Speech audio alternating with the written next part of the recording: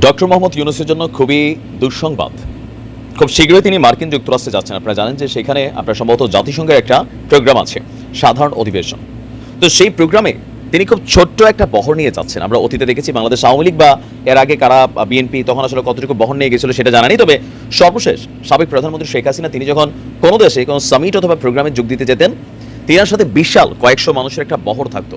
But সেই বহরটাকে মাত্র 7 জনের বহরে কনভার্ট করে জাতিসংঘের এই অধিবেশনে যোগ দিতে যাচ্ছেন ডক্টর মোহাম্মদ ইউনূস। এখন 22শে সেপ্টেম্বর তার এই প্রোগ্রাম সম্ভবত। আর এই প্রোগ্রামের দিন আমরা যদি দেখি তার জন্য কী ধরনের হুমকি অপেক্ষা করছে।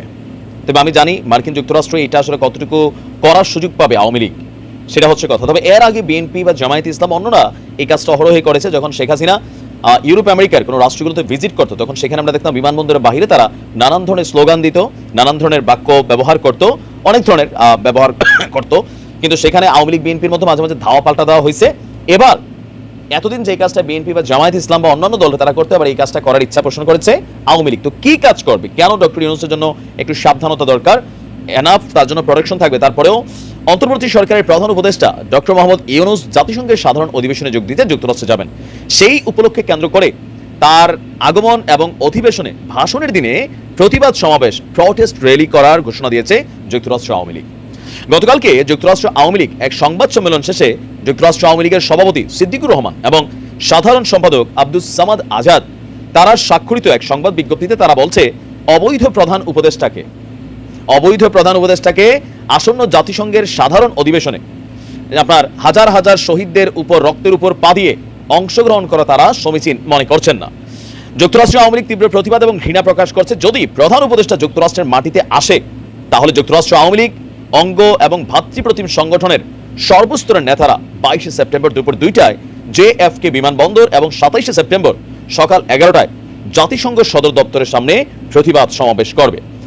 আওয়ামী লীগের এমন ঘোষণার পর আমি কমেন্ট সেকশনে দেখলাম মার্কিন যুক্তরাষ্ট্রে বসবাসকারী বিএনপি বা জামায়াতের যে সকল নেতাকর্মীরা তারা আবার বলছেন, আসো আমরাও খেলবো। এখন এটা কি সম্ভব? হ্যাঁ সম্ভব, কারণ এর আগেও যেদিন শেখ হাসিনা আমেরিকা যেতেন সেখানে বিএনপি আর জামাত প্রটেস্ট করতো, আওয়ামী লীগের নেতাকর্মীরা কিন্তু পাল্টা সেখানে উপস্থিত থাকতো। তবে এটা তো আর বাংলাদেশ না, এটা বিদেশ। ওই সময় সেখানে আওয়ামী লীগের নেতাকর্মীদের যতটুকু সেফটি ছিল, আজকেও ততটুকু সেফটি, বিএনপির জন্য যতটুকু সেফটি ছিল ততটুকু সেফটি। এর বাইরে কিন্তু সেখানে যে না ক্ষমতায় আসছে আইসা গুন্ডামি দেখাইতে যেমন সেটা এরকম ছিল না। বিদেশের মাটিতে আওয়ামী লীগ অনেক দৌড়ানি খাইছে, কিন্তু বাংলাদেশে ক্ষমতায় ছিল। কিন্তু বিদেশে তার এরকম গায়ের জোর মানুষ বেশি হইলো বা প্রশাসন যন্ত্রকাঠামো এগুলোর সুযোগ নেই, তাই না?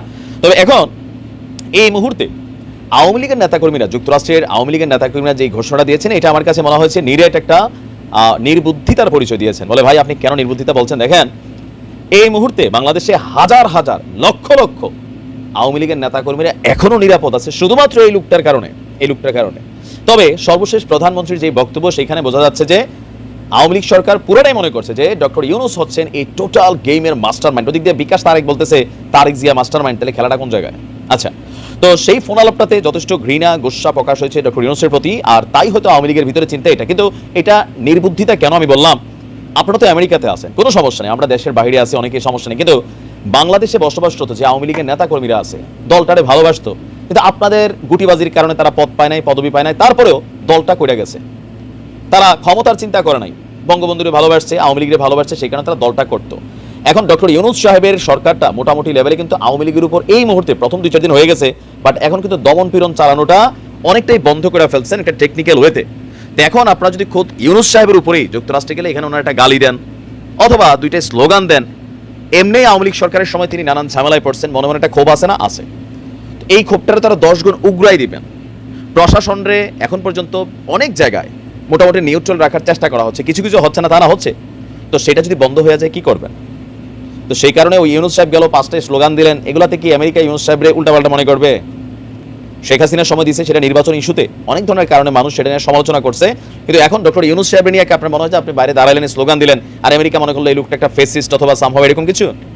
এতটুকু ঘিলু রাখেন। সমস্যা হচ্ছে কি 1-1.5 মাস হয়ে গেছে, এখনো বাস্তবতাটা আপনারা বুঝতেছেন না, ভাবতেছেন খালি বক্তব্য দিলাম।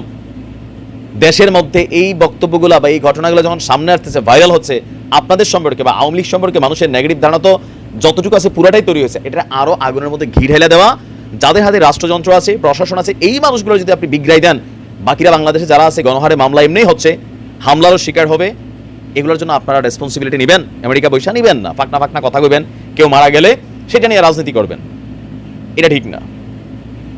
ইউনূস সাহেবকে আমেরিকা যাওয়ার পর এই ধরনের কর্মকাণ্ডগুলো দলের জন্য, সাধারণ মানুষদের জন্য ক্ষতিকর হবে, আর এটাতে কার্যকর কোনো কিছুই হবে না। আরও এটা একটা নেগেটিভ ফাত্রামি অ্যাক্টিভিটিস হবে এই মুহূর্তে। হ্যাঁ, আজকে বিএনপি যদি নির্বাচন করে ক্ষমতায় এসে বিএনপির একসময় বেগম খালেদা জিয়া যাক, তারেক জিয়া যাক, এগুলো বাংলাদেশের রাজনৈতিক চরিত্র, ওটা একটা হইতে পারে, কিন্তু আপনি এখন ইউনূস সাহেবকে নিয়ে কাজটা করার সুযোগ নেই। তারপরে দেখেন যেটা ভালো মনে করেন।